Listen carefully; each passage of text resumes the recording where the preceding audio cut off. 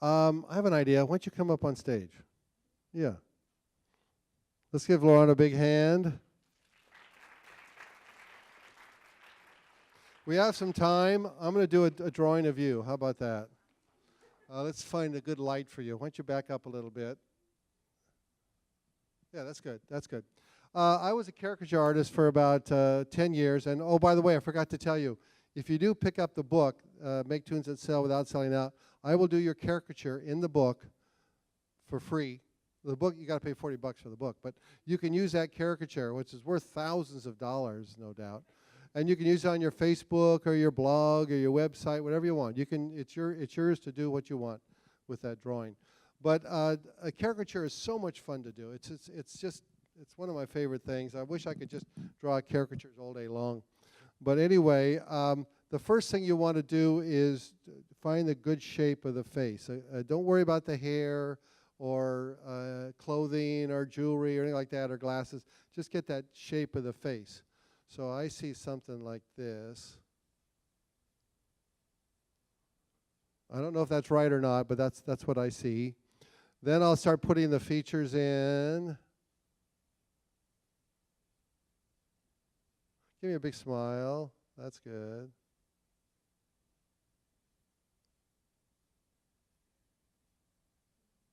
You can't see it, can you? Oh, you can see it. You can't. Oh, that's not fair.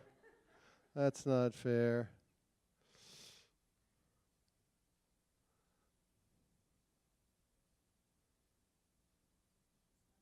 No, you can stop smiling. Sorry. Yeah, I know it's hard. It's hard. Okay, now the fun part. Put in the hair.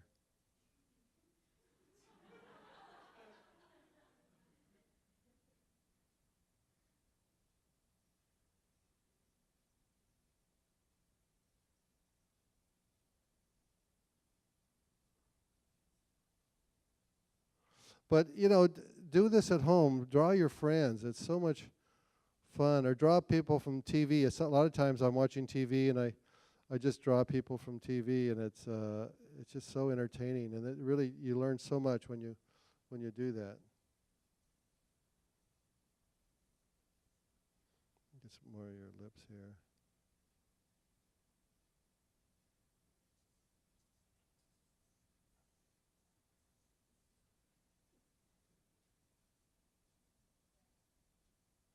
What's that?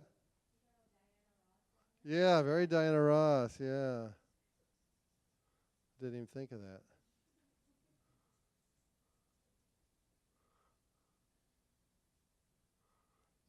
I would love to, in another lifetime, been one of those guys in Coney Island who drew people on the beach for, $2 or whatever. That'd be a great life. There you go. Thank you. Voila. You're welcome. So before we get to the signing and all your free cartoons, I want to give a big round of applause to the projectionists and the tech people who did the projection of my drawing, so you could all see them on the back. Can you turn on the house lights, please, so I can see people? There you go. There you go. And I think we have a few minutes. I can do some Q&A if you want, so please don't be shy. And I'm pretty honest about everything, so go ahead and ask your questions. If I don't see you, just yell out, because it's hard to see with the light in my eyes. In fact, you know what? Maybe I moved over here. There, right there.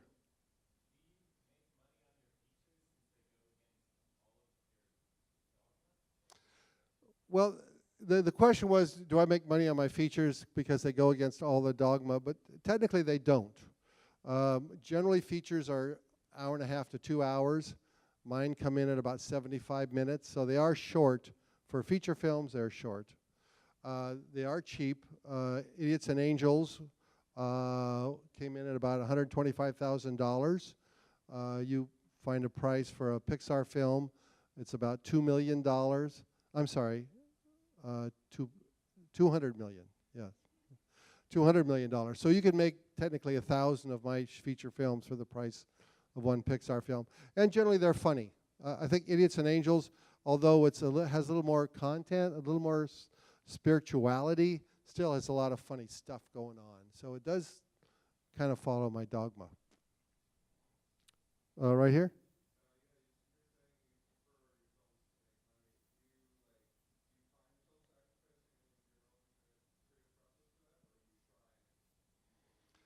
Now, that's a great question. I should have brought this up. The question was, if I want to make money on my films, correct me if I'm wrong here, do I just do what I want to do? Do I have to change my ideas so I make sure the audience likes it? Or do I, who do I deal with, the audience or myself? Am I right on that? Yeah. And I think it's a great question because I think we all have to answer that question. Do we cater strictly for the audience, or do you want to do what's in your soul? And for me, I like to do 50-50. I want the audience to like it, and I hate these filmmakers who just say, I don't care about the audience, I want to make what I want to make, and screw them. So if you don't like the audience, why show the film? If you're just amusing yourself, why bother showing your film? I want the audience to like my film. I want them to enjoy it. So I like to try new ideas. A lot of my ideas don't work, but I like to try different things, and each of my films is a different genre or different idea, and so I do entertain myself that way, but also I want the films to be entertaining. So to answer your question, it's basically 50-50. You have a question, right?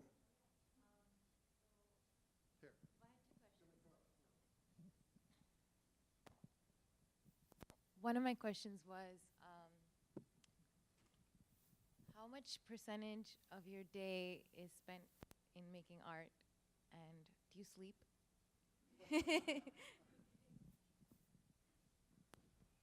Yeah, I think that's a very valid question.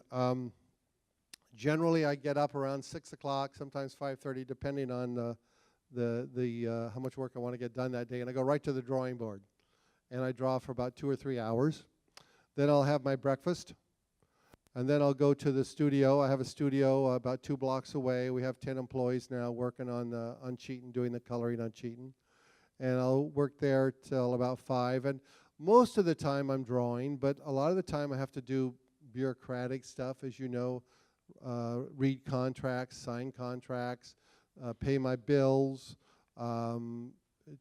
decide which festivals to send my stuff to, just a lot of bureaucratic email and keeping in contact with people, doing the blog, doing reports on the blog, doing animation stuff.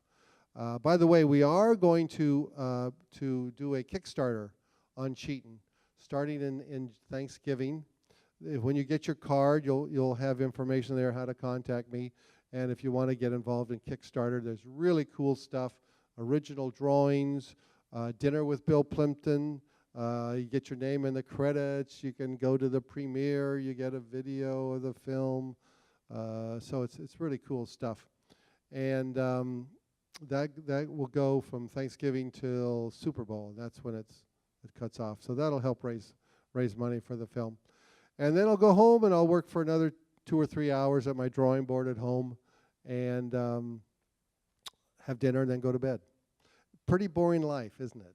It's a very boring life. No, on the weekends I may go to a party or go to a screening or watch a film. But I do, when I draw at home, a lot of times I'm just shading. All that shading you saw up there. Sometimes I'll just do shading, and I can watch movies while I do that, or watch the news. So I do have some recreation while I'm drawing, while I'm shading, things like that. So but it's so relaxing. I mean, you're just sitting there shading these characters and just playing with the character. You're playing God basically, and you screw around with these characters, and it's just, at the end of the day, I feel so relaxed. I feel so good. It's a pleasure. People think I'm a masochist because I draw so much. I'm really a hedonist. I can't stop myself. And I think this is an issue that really is important to your career. If you really want to be an animator and you love being animation, you're not going into it to get rich. You're not going into it to be a rock star. You're going into it because you like to draw. You like to create. And that's your pay. I mean, maybe you'll be rich and maybe you'll make money, maybe you'll be another Seth MacFarlane, but that's not why you're doing it. You're doing it because it gives you pleasure. And I hope that's what you're all thinking. Yes? So when we were talking before, you said that sometimes you go to those studios like Pixar or Disney and do those talk. So what kind of question do they have for you? And are they? Can you talk about that a little bit? Yeah, I do this show. I've done it for Pixar a few times, and Disney, and DreamWorks, and all Blue Sky, all those people. And I'm amazed they let me come in there because I'm sort of the radical. I'm trying to get people to do independent films.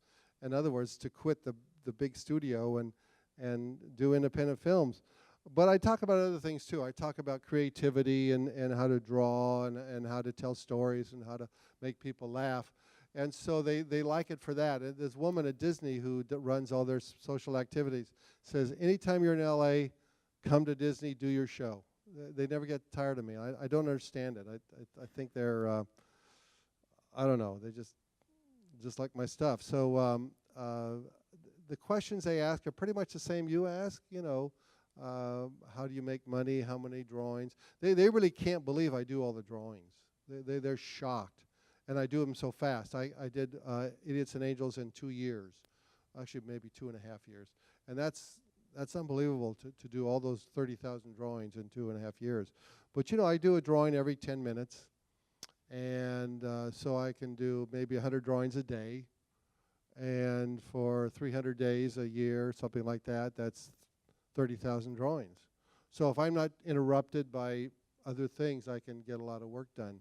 And that's how I'm able to do it. They're blown away because some of their films, you know, the Disney films take years to make and take thousands of artists. And you know, they can do maybe 1 second in a week, that kind of thing. So I just don't have the patience or the time to do it. And quite frankly, I like the look. I like the look of my film. I do it on 4s and 3s. Although the new film, Cheatin', I'm starting to do 2s and 3s, and not so many 4s. Yes, sir. Some of your films are very dialogue-heavy and others are practically pantomime. Yes. Do you find the pantomime helps you make it get an international reach at all? Mm-hmm. Is that deliberate, or is that just happenstance? And that just, so they even consider strategy? I mean, look at the Melville, the French movie that's no dialogue. Yeah. Well, there are 3 reasons why I make my films with no dialogue. One is I'm not a particularly good writer of dialogue, although I think Tiffany has some funny lines in it. Number 2 is it's cheaper to do without dialogue. It's expensive to hire all the voices, to record sessions, do the lip sync. It's very time consuming and it's very expensive. And number 3, I just think that films without dialogue are much more deeply felt. They go into your soul. They're visual storytelling. They're more poetic, and they have their own kind of storytelling method that I really love. And Idiots and Angels was the first feature film I did without dialogue, and I loved it so much. It was so fun, so easy that the new film, as you can see, Cheatin', has no dialogue. And it does definitely help to sell overseas. My films are very popular all over the world, and people laugh exactly the same place, no matter what country you're at. They'll laugh at exactly the same joke because they're visual jokes, and people are internationally have the same sense of humor, which is very cool. And that's kind of interesting because Don Hertzfeldt, who is really a rock star here in the U.S., he does his shows, he gets lines around the block. In Europe, nobody knows who he is. He's sort of this obscure guy. And I think it's because of the dialogue. His dialogue is so uniquely American that his films don't carry across the ocean. Anybody else? Yes? Yep.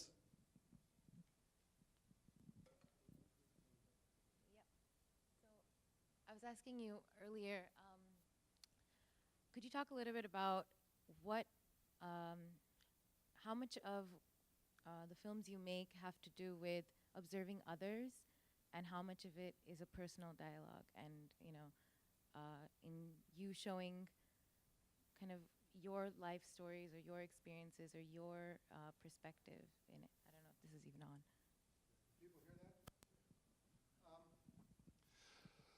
Wow, that's a very personal question.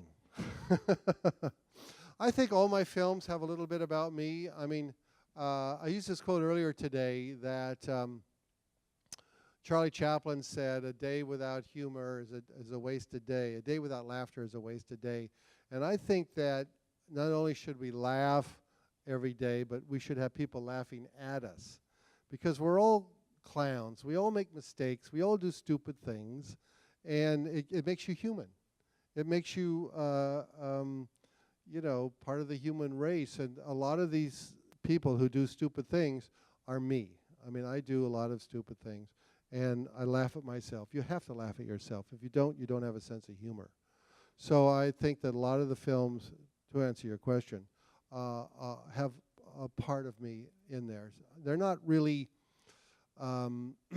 exposing my soul or anything like that, but I think that the humor is definitely about me and the stupid things I do. I mean, the dog films are a perfect example. I'm the guy who wants love, who wants companionship, who wants someone to share my life, and I do crazy things to get that. And I think we all do. We go overboard a little bit too much because we want that companionship, and that dog is really me. I don't have a big tongue like that hanging out, but I think there's a lot of me in the dog, and I think those kind of films are the most popular films. Films that are about yourself. It could be real. I mean, it could be a real story that you want to talk about, and those are a great source of ideas for your films. It's a wonderful way to get ideas for your films. Okay, I'm going to tell you a story, and then we'll invite everybody up here to get a drawing. Line up along the wall there, and just come on up. Don't be shy. Okay, one more question. You talk a lot about selling, and in this day and age of like Vimeo and YouTube and everything being so online, what is the mode of selling, and how has all of this impacted, your work from the 70s and 80s to today? I did this earlier, the class earlier, and I'm going to do it again. So sorry if I repeat myself, but say you do a short film and you sell it, you take it to the festivals and you get a lot of offers to buy your film. I'm going to give you places where I sell my films. And show you how I make my money in my films. Number one is theatrical, and these are movie theaters. What's that great theater you have right downtown here where they have the festival? Yeah, the Charles. Yeah, I love that theater. My films have shown there commercially as a short before a feature, or with a touring animation show such as the Oscar animated shorts, places like that. And I don't get rich on those shows, but make a few bucks, maybe $500 or $400. So theatrical is very important. Two is non-theatrical. And this is schools, libraries, art museums, airlines, corporations. I do a lot of shows at art museums and universities, obviously. And, I make about $100 a screening or something like that. But I have so many films now. I've got about 60 shorts and 10 features. And so they're all in circulation, selling and making money. So that's another good point, is to try and hold on to your copyright. And the only way to do that is to pay for it yourself, or use your family money, or some friends of yours to pay for it. If you hold on to the copyright, the film becomes a big hit. It could be a very valuable film. So try to retain the copyright to your film. Number three is television, And I do much better in Europe than I do in the States and Korea. I'm very big in Korea. Canal Plus, Entendu, BBC, places like this, Arte buy my films. In fact, Canal Plus buys my film even if they haven't seen it. They say, "Oh, Bill Plympton has a new film. Here's $3,000 or whatever." So it's really great to have a track record. They know that the film will make sales. In the U.S., MTV, IFC, Sundance Channel, Showtime, of course, other places. 4 is DVD, and these are DVDs I sell here. The Dog Days is probably my most popular DVD, and this is, I think we're up to about 4,000, which is really a lot for a film that's independently, or a DVD that's independently produced. And Idiots and Angels, we just sold 1,000 of those DVDs to Netflix. So the DVDs are still a very big part of my income. Number 5 is internet. Sorry, this is jerking around here. I have a deal with Shorts International. We sell to iTunes and places all over the internet, and it's not a big money maker, but I think that in the future the internet is going to be my baby, because I own all these. I own about 13, 14 hours of material, and I think that over the years the internet will be the place to just finish a film, put it on the internet, and people subscribe to it, and you get the money. And I think that's coming very soon in the future. So that's another reason I like to hold on to my my copyrights. 6 is merch. I do T-shirts. I do books. I do posters. I do DVDs, of course. Original drawings. All my original art, and I have boxes of them up to the ceiling, are all for sale. And it's a good price, $200. So we sell every month. We sell a drawing or two, you know. So it's another good source. On the internet, yeah. It's on my card there. Go to plymptoons.com and you can look at all the drawings that are up for that month. We put, I think, 10 drawings up per month, and you find one. And if you have an idea of the one you want already, if you have one of my DVDs, you find a specific drawing, we'll sell it to you. It's a good source of income. And then number 7 is commission. This is music videos. I've done a music video for Madonna, a couple of them for Weird Al Yankovic, Kanye West, who you probably saw. I do work for feature films. They wanted for the titles or little interludes in the feature film. I'm working on a John Leguizamo film right now. I do some documentary stuff for documentaries, of course commercials. I don't do a lot of commercials anymore. That was really big in the 90s, but occasionally I'll do a commercial, and that's another good source of income. So I don't know if this answers your question, but you'll see there's a lot of ways to sell animation, and animation is really particularly easy to sell, especially if it's funny. Some reason it's very universal. People love animation. It's a wonderful art form for the internet. So I would definitely recommend you try all these ways to get your money back. And the way to do it is to go send it to the festivals. Okay, I'm going to tell a little story. Then we'll do a signing. So when I was a kid, about 12 or 13. My goal in life was to work for Disney. I mean, I just wanted to be the next Milk Call or Preston Blair and work on a Disney film. That was my goal. So I sent a packet of drawings. I did, some Goofies and some Mickey Mouse and Donald Ducks, and sent them off to the Disney studios. And I got a polite letter back saying, your work shows promise, so you're too young, come back in 10 years. So I kind of forgot about that. Then I did a film called Your Face, which was nominated for an Oscar. And this was in the late 80s when animation was starting to come back. You had Little Mermaid and Lion King and Akira from Japan, and Who Framed Roger Rabbit. And So animation was, you had MTV, I did a lot of stuff for MTV, so I was kind of this hot thing then.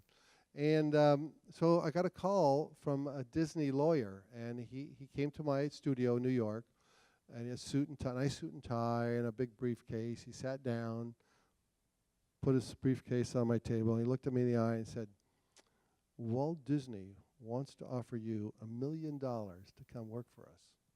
I go, they finally realized how brilliant I am, you know. I get to work for Walt Disney, I work on his feature film, you know, this is so exciting.